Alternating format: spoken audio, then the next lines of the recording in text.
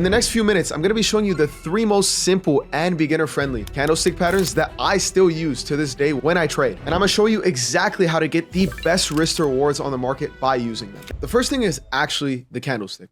And the way that we need to read the candlestick is by separating it into 2 different things. So first, you guys need to know this gray area over here.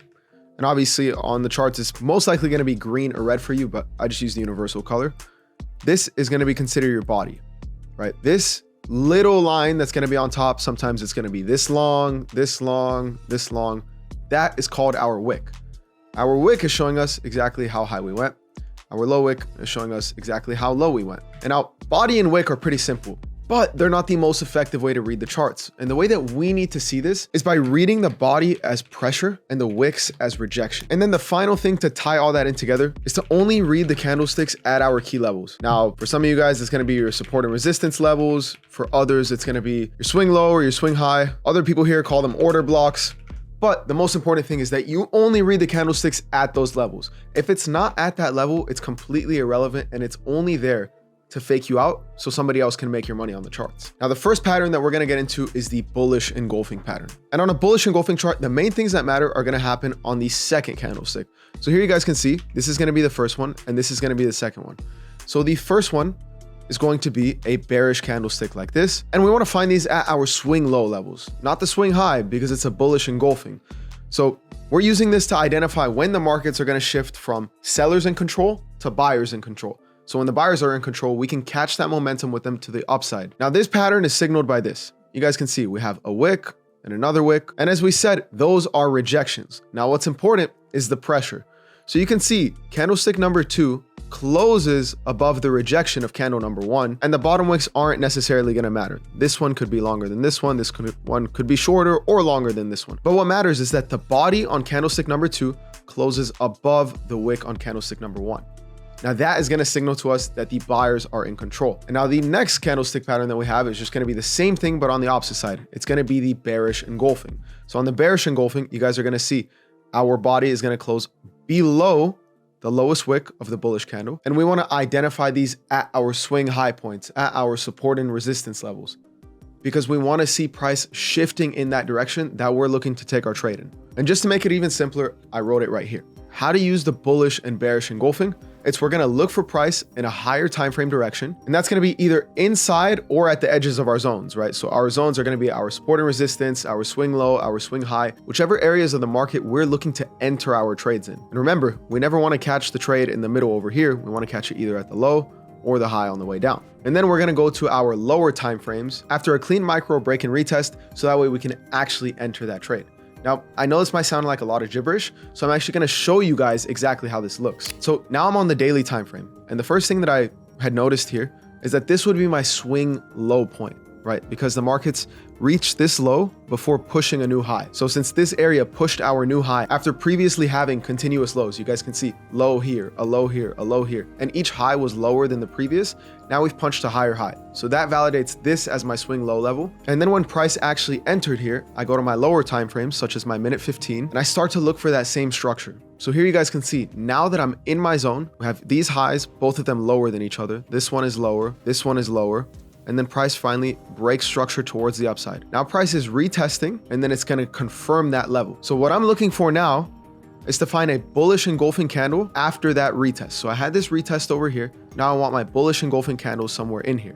So I'm letting this play out. You guys can see nothing yet, nothing yet, nothing yet. This one almost engulfs it, but then it doesn't close above it. And then finally down here, we have our bullish engulfing candle. So that would then be my signal to enter this. And then we could just target the previous high where it fell from, right? So it literally just fell from this level here. I put that right there. And then you can see the markets literally sprint in direction. So notice how over here, we finally get that bullish engulfing candle, and the next candle is an absolute rip towards the upside.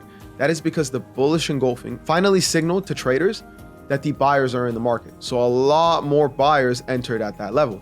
And then you can see you would literally be in that trade for an hour 15 and make almost twice the amount you risked. Let's go to the next one. And so our hammer and candlesticks are gonna look like this, where you guys can see the opposite direction, right? The bullish, which is the hammer over here, has a huge wick at the rejection. Like the rejection is gigantic. And what this is showing us right here is that we had all these sellers flooding the market. At one point, this candlestick was all the way down here. Super bearish, showing us all the sellers are in the market. But then that candlestick actually flipped and more buyers entered, more buyers entered, more buyers entered, and more buyers entered to give this real bullish pressure. Now, it's very important to identify these at a couple hour key zones. So I like using these when price is kind of ranging in an area and I'm trying to figure out when it's going to be ready for that move. And the most important thing is that hammer candlesticks are only going to be valid at lows, while shooting stars will only be valid at highs. And a shooting star is essentially the same thing, where price has this huge rejection from the top all the way down. So at one point, this candlestick was all the way up here. It was a very bullish candlestick. And then all the sellers started coming in the market and pushing it all the way down, all the way down, all the way down. Now, the top wick is not as important. The top wick could literally be nothing. Sometimes you have such good strength from the buyers that there is no top wick and it looks like that. Or other times you have a little bit smaller of a top wick. But the most important thing is that this candlestick pattern is going to signal to you either that buyers are pretty much fully in control or sellers are fully in control. Now, the biggest mistake that I see people make with this is when they just use this in the middle of the chart, right? Like they'll find a hammer like this one over here and decide to use it as a candlestick pattern, right? This over here, they'll be like, oh, it's a hammer, I'm gonna buy, and then you can see the markets completely sell off. And the reason why that is because the markets weren't ready at all. But if we identify this one over here, we have this very big wick, right? Price wicks all the way up, completely rejects, and it's at a high point. If we look to the left, this level over here, last time we were there, pushed us further lower. Very clear to see that. And now if we look for a bullish example, let's just look at the daily time frame real quick, right? Here you guys can see price was ranging a lot in this area. Now, a couple key things to see. This is not a hammer because it's still a bearish candle. For me, my bearish candlesticks are black. This is not a shooting star because this over here is still a bullish candle.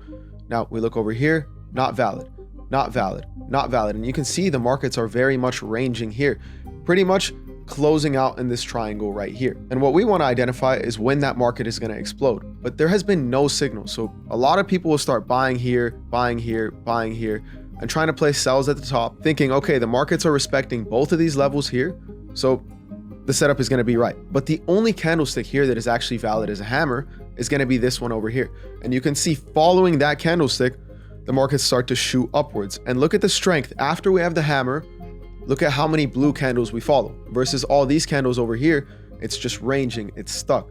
So that hammer is showing you the timing. So you need the hammer or the shooting star plus the right levels. It has to be at that low or that high of your zone to then be validated. Up next, we have our morning star and our evening star candlestick patterns. Now, these are some of my favorites. These are great for reversals. These are great at swing low and swing high points. And obviously you guys are kind of hearing that these are all kind of great at low and high points. Well, it's because all candlestick patterns are only meant to be used at these key levels. And don't get it twisted. There are thousands of different candlestick patterns, but these are the only few that actually work. And that's why I'm showing you. So the morning star is a 3 candlestick pattern. We have 1 on the morning star, which is going to be bearish. We have 2, which it doesn't matter if it's bullish or bearish. And we have 3, which is going to be bullish. Now, the morning star is only going to be identified at low points because we're looking for the moment where markets are going to reverse, where markets were moving downwards like this. And now they're trying to tell us, hey, we're ready to go up. So that way we can start to catch these trends towards the upside. But let's dive into the anatomy of this. The most important thing when actually using the 1, 2, 3 is identifying the pressure, right? The bigger the body on our number 3 candlestick, the more pressure and confidence we can have behind this. So sometimes it's going to look like this. It could have a short wick still, it could have a longer wick. But the only way that this is still a valid morning star pattern is if this level over here is above the 50% mark of candlestick number 1. Candlestick number 2 is going to be pretty indecisive, so it's going to be small. It's just buyers and sellers battling out the whole time. So you have number 1 where sellers are in control of the market. Number 2, they're fighting with the buyers. It doesn't know which way it wants to go. A ton of people are selling here, a ton of people are buying here. And then number 3 shows us, okay, the buyers won the battle. Let's join the buyers, right? We're bandwagons on this. We're just looking to join the winning team.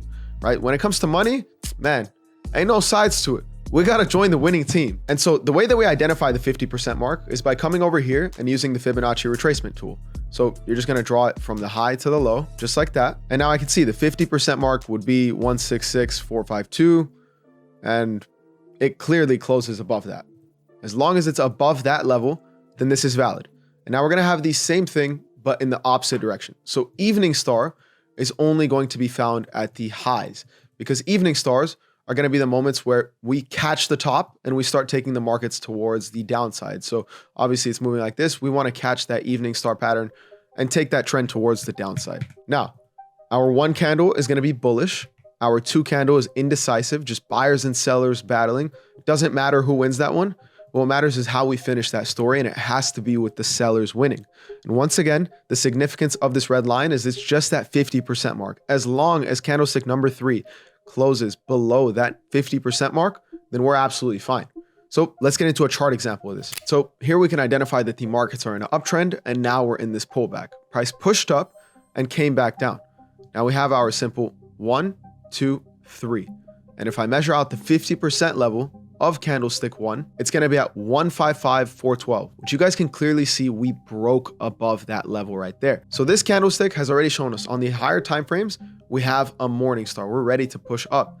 Now, if I start going towards my lower time frames, I can start identifying these levels where I can actually use that to take price higher. So after we had that candlestick, I can see price breaks structure towards the upside, comes back down, and then gives me the same pattern right here. Now, we have our 1, which is sellers in control, 2, which is the battle over here, and then candlestick number 3.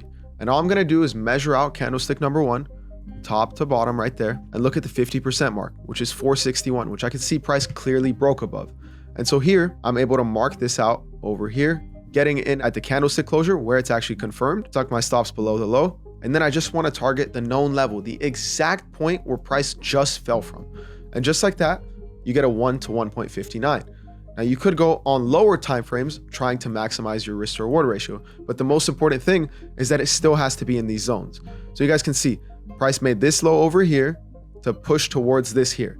Now this is only valid because we have that higher time frame bias behind us. We had that higher time frame morning star pattern.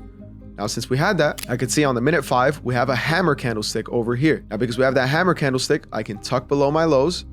And I know that this low over here created this high. So that's the only level I'm looking to target. And just like that, I went from 1 to 1.5 risk to reward ratio to 1 to 1.3. But the most important thing is being in alignment with that higher time frame. Now, for example, we had this level over here where you guys could see we technically do have a valid 1, 2, 3 pattern, that evening star, right, towards the downside, where you can see we have 1, 2, and 3. But if I try to place a short here, tuck my stops below the highs, and then look for the markets to continue, I would have been stopped out. The reason why the buyers won here is because this is just a minute 5. I'm so zoomed in, while the daily time frame was playing the real story. And so just to give you guys a recap, these are the 5 steps that we need to use. Number 1, find the direction on the higher time frame. We're going to go to that daily time frame and find that direction. Number 2, we're going to identify our zone. For me, it's mainly that swing high or that swing low. For some other people, it might be support or resistance. It doesn't matter as long as we identify those valid zones. Step number 3 is looking for that candlestick pattern at that zone. So remember how we identified those specific areas where we saw that morning star pattern, the evening star pattern, or the hammer candlestick. And then number 4 is going down to lower time frames to find those confirmations in alignment with our higher time frame. Now, the reason why I say is in alignment is remember that example I showed you where we had the morning star and the evening star. Now the morning star played out because the higher time frame was also going bullish. The evening star failed because it was against the higher time frame, even though it was a valid pattern. And then step number 5 is only targeting known levels.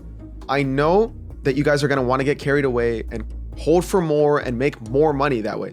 But all that's going to do is put you in a pit where you're going to lose more money. And by following these very simple steps in this video, you guys will see exactly who's in control of the market and see the real pressure instead of having to guess and get stopped out 10 million times. You guys will be able to understand that the color doesn't matter, but that the actual candlestick patterns are what tell you the story. And then you guys will be able to use that to maximize your risk to reward and catch very high probability trades. If you guys are trading on live accounts, make sure you use the broker that I recommend. I'm going to leave the link in the description. They do 250% deposit bonuses, and make sure to join my free Telegram so you guys can see all of my trades. Maybe you guys get confused on some of these setups, but you don't need to worry because every single Sunday I send out all of my weekly outlooks. So you guys will see exactly what I'm looking at as well. And to wrap it up, guys, if you enjoyed this video, make sure to like, comment, and subscribe, and I'll see y'all in the next one.